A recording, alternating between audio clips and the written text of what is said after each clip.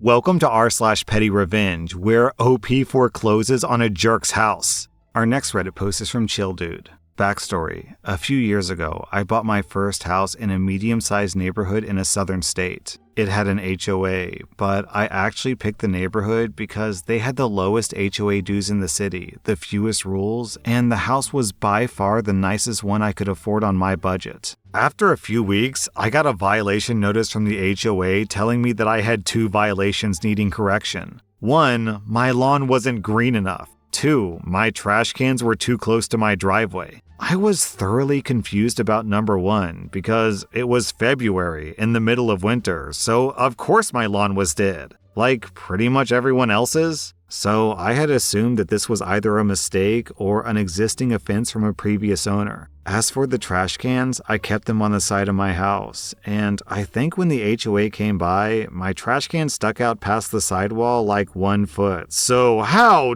dare I? I shrugged them off and continued on. Come March, I got another notice, this time fining me for both violations. Each one cost $100, and they wanted the money in 2 weeks. I was pissed. This made no sense, and I was not about to let them try to get my money for BS violations. So I called the management company that worked with the board to get them appealed. The lady told me that I needed to appeal directly to the board, and that I could do so in the next annual meeting in a few days. So, of course, I showed up at the meeting. Prior to it starting, I met with a few homeowners and learned that they were all there for similar BS violations, and they were pissed off too. I then talked with one of the board members about the appeals process. He was an older guy in his 70s with short gray hair and a very worn and angry face. He asked what I was getting fined for, and when I told him, he just looked at me and said, "And you should get fined for that.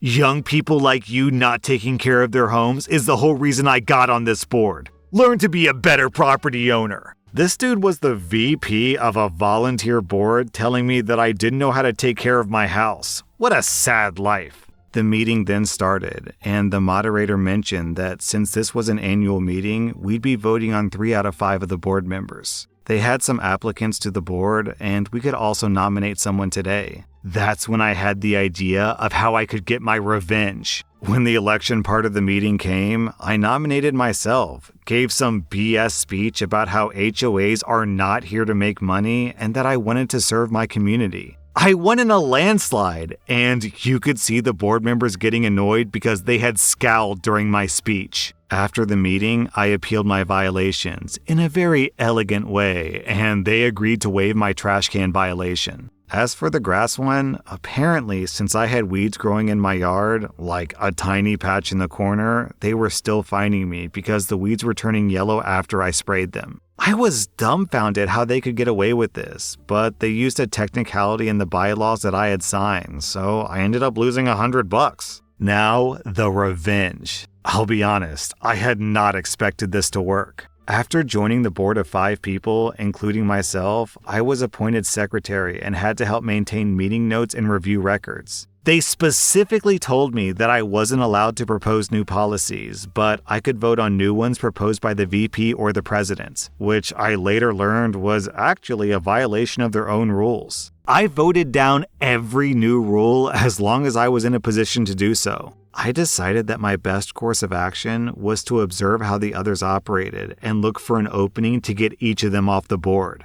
The first opening came when the president, who literally looked like the most Karen woman ever, mentioned that she wanted to fine people for flowers that weren't neutral in color. Basically, if a homeowner wanted to add something like turquoise flowers, we would fine them. She apparently had a neighbor that had flowers that she didn't like, and she wanted to use the board to stop them. It was pretty insane.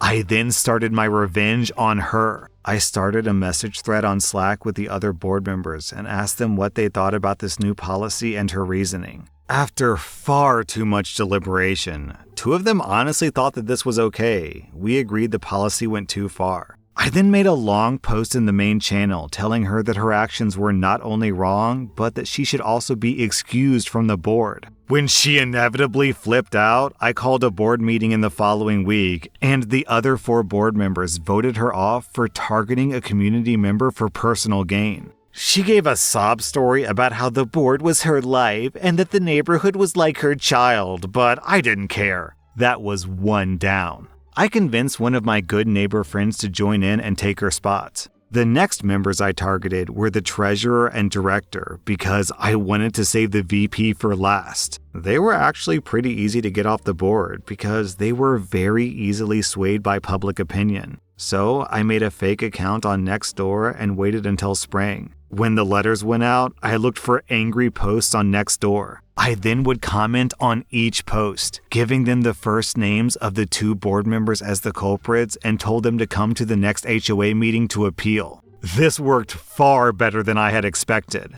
During the next meeting, over 50 people showed up and called out those people by name. It was glorious. During the open session, community members grilled those 2 for their poor policies, even though they weren't even the ones who made them. The VP, who was now the president after the other one resigned, tried to defend them, but ultimately failed. The 2 members were so distraught after the meeting, and I told them that maybe they should resign, and they both did. That was 2 more down, both of which were replaced by a couple who came to that same meeting and wanted to get rid of these rules. Finally, the board had been flipped to 4 out of 5 people wanting to get rid of all these dumb rules. The president, however, was still the same old angry, hateful man. He tried to add more rules to increase violation revenue, and we voted him down every time. He started to get annoyed, but stayed steadfast to the board. I tried a lot of tactics to get him to leave, but not much swayed him. A few months went by and we started with a new management company. They had a much better style of property management and a website for looking through our community's records as well as automated reports. When we got our first report about our fines, I hit pay dirt. The president's house appeared and he owed around $10,000. Apparently, he had open violations that he had never paid, and the other management company hid it from the board for him. So I looked into remedies. Since his fines were over $3,000, our bylaw stated that a majority vote of the board could start an HOA foreclosure on his home, which, by the way, I think is insane that HOAs can do that. So I got all the documents together and double-checked with the new management company that the fines were correct, which they confirmed. I called an emergency board session, presented the information, and 4 out of 5 of us voted to start the foreclosure process. The president got angry, cursed, and left the meeting early. We were told a few days later that the president had resigned, paid his fine, and put his house up for sale. While I'm sad that we couldn't force a foreclosure, at least he's off the board. I am currently president to this day, and I reduced the fining policy to be a maximum of $400, and homeowners can appeal anytime they want digitally. In addition, I've banned any grass fines until May, and trash can violations have been super relaxed. Moral of the story, never fine me $200, call me a stupid young kid, and expect to not lose your house. This feels like Game of Thrones, HOA edition. In the game of homeowners associations, you either win or your house gets foreclosed on.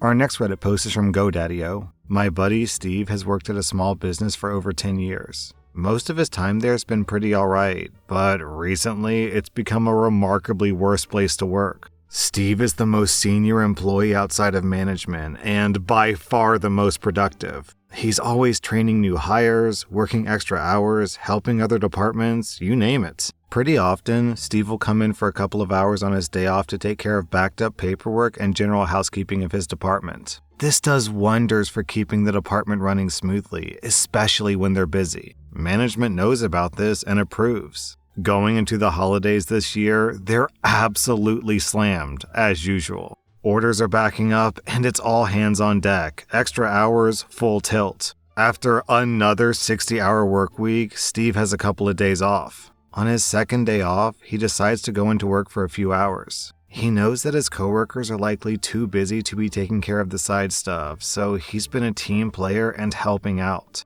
While he's finishing up and about to leave, Steve's manager comes up to him and they have the following conversation. The manager says, "Hey, Steve, quit messing around. Get back out there and do your job." Steve replies, "Hey, manager, sorry, it's my day off. I'm not scheduled to work this shift. I'm just helping out, leaving in like 5 minutes." The hell you are! Get your butt out there! Nope, not happening. I'm going home. The next day, Steve is predictably brought into the office, dressed down, and written up for insubordination. But there's a few things about Steve that you should know that his employers knew but either forgot or didn't care about. 1. Steve's been getting fed up with his employer for a while now. 2. Steve is quite financially stable because he works in a high-demand industry and his wife also has a fantastic, well-paying job. 3. Steve is about to become a dad. In fact, he's very, very close to becoming a dad, right after the holidays, most likely. So Steve is in the manager's office, just finished getting talked down to, and they hand his write-up to sign. Steve signs his write-up and hands it back, along with an envelope with a short letter inside.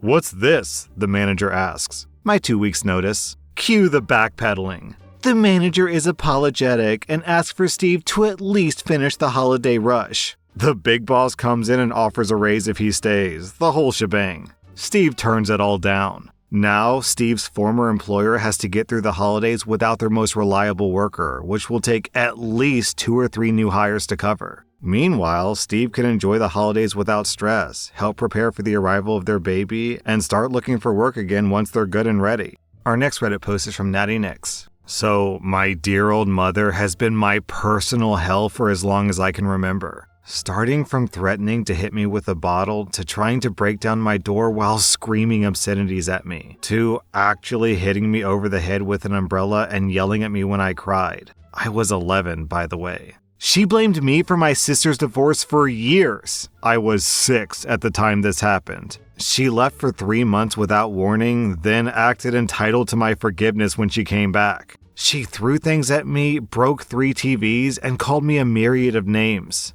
The worst thing is that she acts like she's the best mom in existence around other people. She'll compliment me and stuff, and I can't have a support system because no one would believe me when I say that she's awful. But I've had an ace up my sleeve for the past 2 years. I secretly took videos and audios of every horrible moment and kept them in a safe folder. I had moments like the ones mentioned above, and lots more of her talking flack about neighbors, friends, and her own kids behind their back. Tonight, I'm packing up to go to college. By morning, the whole folder will reach multiple people, including my half-siblings, aunts, uncles, neighbors, and her friends. I hope you have a good day, Mother. Like you always said, justice is best served cold. Our next Reddit post is from the Toilet Destroyer. Friday night I came home from work to find someone on our block was having a large party, and someone decided they were entitled to park in my driveway.